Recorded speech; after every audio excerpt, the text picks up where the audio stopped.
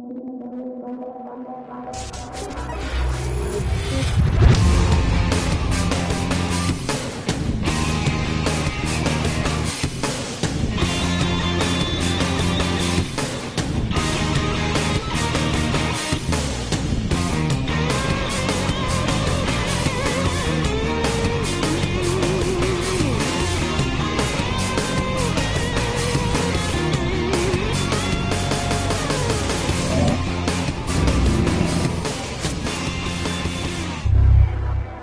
everyone, and welcome to our first segment of Sports Central. Hank Long along with Neil Duncan, and we're off to a running start. It's like taking off out of the blocks in the 100-meter at the Olympics. Yeah, It's exactly. like, of course, the Olympics going on right now. A lot of great sporting events through NBC and all their affiliates, but a lot of great sporting events here in Polk County. And we're getting ready to talk to Dan Laur from the Lakeland Flying Tigers. Of course, all summer long they're right there at Joker March Stadium. Once the big team leaves, we have our single A team playing there. And Dan, welcome to the program. Thanks, guys. Thanks for having me.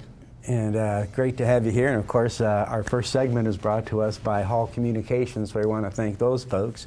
Which 97 Country is one of those, and I know you got to fill in as have I for Melissa Moran, who's on maternity leave. 97 Country, and do you get there at 6 o'clock to meet Roger? Thankfully, he lets me come in at 7. I think so.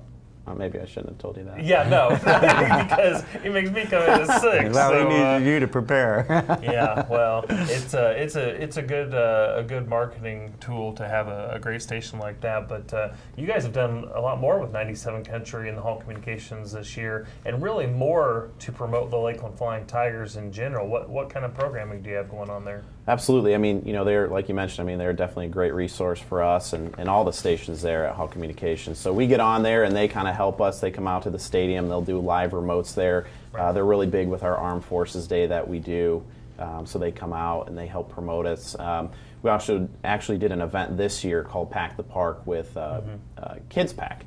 It's a local organization that helps feed homeless kids in the community. So they were a huge partner of ours with that. It helped us reach a lot of people and helped bring a lot of awareness to that cause. That Kids Pack is they were trying to get the Chef Boyardee little microwavable bowls, so the kids not only have the food, but it's something that they can cook themselves and absolutely and feed the kids. Because I don't remember what the number is, but it's a staggering number of how many kids are going hungry each day in Polk County. And it's sad. It's pretty overwhelming. There's several thousands, and they're really getting going. But I think that event definitely helped kind of launch them, get them more recognition and some validity. When you work with a organization like Hall Communications and hopefully with the Tigers that we're helped get them going. And I even camped out. That was the weekend that Tropical Storm Debbie came through. So I was camped out on our berm there in a tent, and it was tough.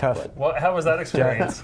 It was good. The first night it was good. It was windy and it was starting to rain. The next day it was never stopped raining, and the wind started picking up. But and you're thinking to yourself, what have I got myself into? Yeah, of all the weekends, that you've got to be there. You picked this one. 97% of all days in Florida are sunny, and you camped out in the rain. Yeah, I picked that 3%. But no, it was good. It was a learning experience for myself too. I ate what these kids eat over the weekends, and it's the Chef Boyardees, the crackers, and the applesauce, and it just kind of shows you what these kids go through. But they're doing a great thing out there, and they're targeting these kids, and they don't know who the kids are. They just go to the schools and find out who needs it, and they, provide this food to them. So it's great. So well, obviously the Tigers have been great community partners for a long time. The Major League team has been in Lakeland 76 years in spring training, and then of course the Lakeland Flying Tigers. There was a brand change. It wasn't just the Lakeland Tigers. A brand change, probably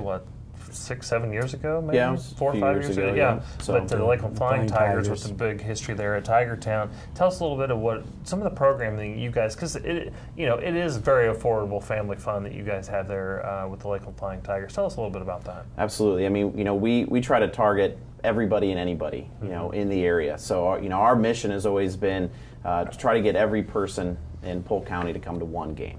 We feel that with what we're providing, in the course of entertainment, it's open for everybody. So Monday nights this year we started doing dollar days, so dollar tickets, dollar hot dogs, dollar dollar popcorn, peanuts, and it's always free parking. So we feel that with different promotions like that, with the food and the tickets, we can try to get everybody. And we do the Wednesday all you can eats, and Fridays we do giveaway items for kids. And now, don't you still do the fireworks? Yep, we do fireworks on Saturdays. Saturday night, yeah. So if we're paying $6 for what could be 3 hours of entertainment and fireworks and the promotions going on or the giveaways and the food and everything's so reasonable that we just try to put something it's together. A fun family event, and it's an affordable Absolutely. Fun family event, and if you love baseball, you're getting to watch some of the best young athletes that there are. Yeah. I mean, these are the kids that we get to watch play here during the summer. Then the next thing you know, they're going up to the majors, and and the Tigers have historically done that's what they've done. A lot of the players have played in Lakeland. And made that jump. Verlander was here for a season, and there's Rick Porcello was here. Exactly. And, you have a lot of those guys. And this year we had our top draft pick from a couple years ago, Nick Castellanos, who was in the Futures game this summer and was the MVP. And so he's getting moved up. And we have a closer, Bruce Rondon, who throws 103. So he wasn't here very long, but yeah, exactly. You get to come out there and see the futures of Detroit, players. So it's really cool for our fans to get to know them on that personal level. Because down here, I mean, these are young kids. These are 18, 19, 20-year-old kids who living the dream. Yeah, exactly. And they get to know our fans really well. They're always there to sign autographs and talk to you. So and they're really good about that. Is the intermingling with the fans and and taking the time to sign autographs and show that they appreciate all the folks' support. Well, in the connection, we talk about the team, 76 years. If you're younger than 76, you've never known, if you're a Tigers fan, you've never known anywhere else but Lakeland for spring training. And, Al Kaline has lived down here. Verlander has a place down here. A number of them actually live here on the off season because there's such a connection. They love the area. Before we get to one of your special events that's coming up, tell us a little bit about what you guys are doing during your in-game promotions, because you talked about $6. Okay, you can't go to a movie for that. You can't, get the kid off the couch from playing the Xbox. I don't know if you just saw the story. A 15-year-old just had to go to the hospital and almost lost his life because he played his Xbox game for 4 straight days and almost was dehydrated to the point. So get them out, get them involved in sporting activities. What are some of the in-the-game fun promotions you guys do? We do a lot of things with the kids. So we'll take them down on the field. We do like the Dizzy Bat Race. So we make them spin around on the bat and run to the end. We'll bring a kid out to race our mascot on the field. We do a lot of those fun things that get the kids involved. Like you said, I mean, getting them out, getting them on the field. We incorporate the fans, the adult fans as well. And, we're tossing things into the stands. We're doing the YMCA's that take me out to the ball game. We incorporate music into our games, obviously, in our mascot. So, if we do a special night, we did an 80s night. We play a lot of 80s music. We do, Armed Forces. We play a lot of military appreciation type music. So we try to incorporate everything. And, we always say there at our office that the game gets in our way. Yeah. Because we're doing so much stuff that, we're trying to fit so many things in there that the game kind of, it's too much sometimes. We're trying to do things in between the innings, and we have about a minute and a half before the players start playing again. So it has to be quick. It has to be organized to begin with, very organized, and just boom. When the players leave the field, it's got to happen, and then they got to be right back out of there again. Yeah, I'm sure the players, look at us sometimes like, what are we doing? But we're putting on a show. It really is. It's from start to finish. It's entertainment. When you walk in the gates, there's balloon artists and face painters and music sometimes. We're doing all-you-can-eat nights or wing competitions, chili competitions, and a lot of those things that we have done are with local nonprofit organizations. And it gives a reason for people to come out there. I mean, you can only watch so much baseball, and the people that are the real fans will come out there and get, watch baseball. But it's getting the other people to get experienced to come watch the game and see how enjoyable it is, and these other things that you do make it, a fun event for them to come to just for the event itself, and then they can experience what a great team that they've got and what great baseball they play. Absolutely, and and that's the thing. I mean, we try to reach everybody.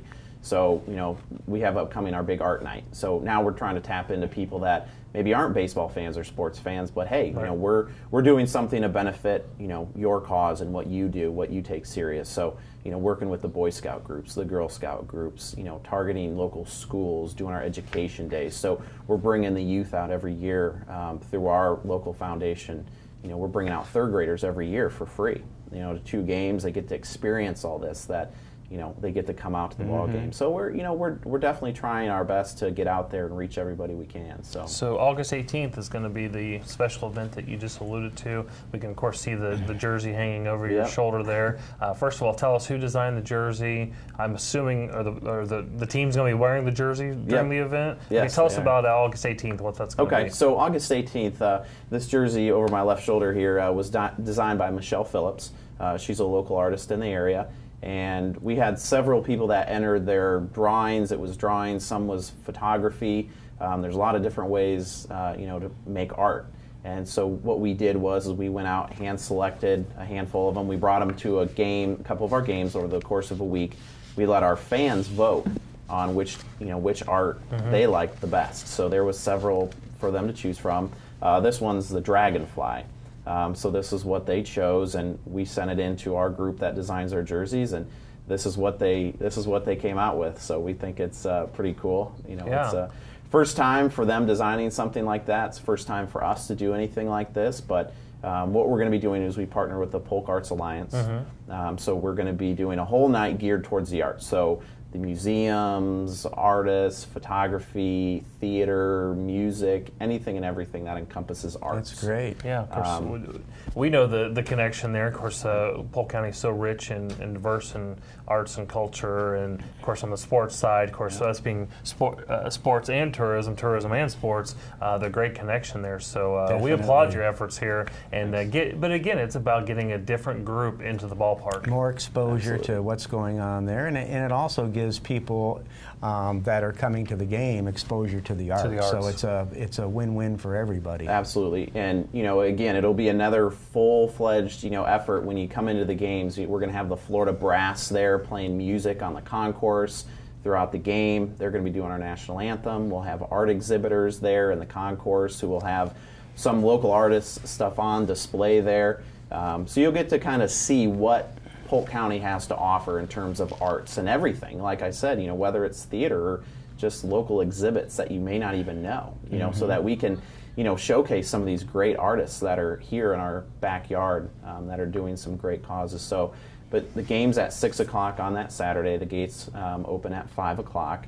And then you can come out, see all these great artists on display. Our players will be wearing these jerseys. I'm sure they probably won't be too happy when I show them what they're going to be wearing on the field. But of course, we tell them what the cause is for, and they get it, and they have fun with it. So they'll be out there, and people will get to buy these jerseys for $75, and basically they get to come onto the field after the game, pick whichever player they want, take it right off their back, get it signed, take a picture with them. Oh, wow. So it's great. So, and all that money goes right back to the Polk Arts Alliance. So it goes right back in the community, 100% of it. And this is a new venture for you guys, but this concept's not new. And I was able to attend one of the education days. My son was a third grader at Bartow Elementary Academy here in Bartow, and went to the education day, and my goodness, that is organized chaos, because I think there was like 2,000 third graders and chaperones there, and you could see the excitement on the team, because of course they do it during the day so the kids can be there